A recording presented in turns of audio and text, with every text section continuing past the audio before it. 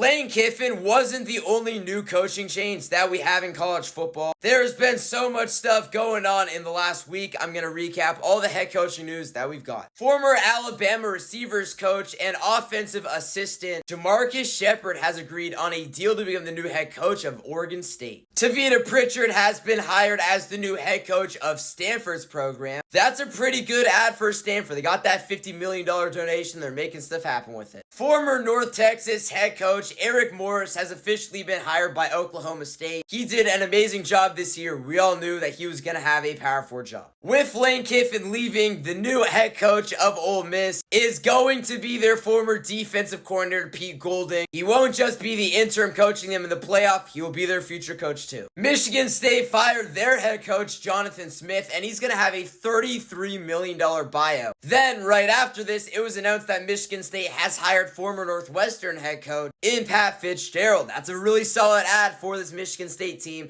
that has gone 9-15 in the last 2 years. Ryan Silverfield is headed to Arkansas. I actually thought he was going to take the Kentucky job. And now for the big ones. Jon Sumrall, we thought he was going to be on the move. He is on the move officially, and he is indeed heading to Florida. He got a 6-year, $7.5 million a year deal. Fully guaranteed deal, and very similar to Kiffin, he will not coach Tulane in the playoff if they make it. And then Alex Golesh as well, who did an amazing job this year at South Florida, has taken the job to be Auburn's new head coach. We all knew Auburn was going to have to make a move. They obviously fired Hugh Freeze earlier in the season after a couple years, and they made a splash, hiring one of the best G5 coaches this year in college football. Along with all this coaching news, Lane Kiffin tried bringing a lot more of his offensive staff to LSU. A few guys are coming, a few guys aren't. Coastal Carolina also fired their head coach in Tim Beck, and this is something to keep an eye on as Nick Saban believes that Brian Dable is going to take the Penn State job.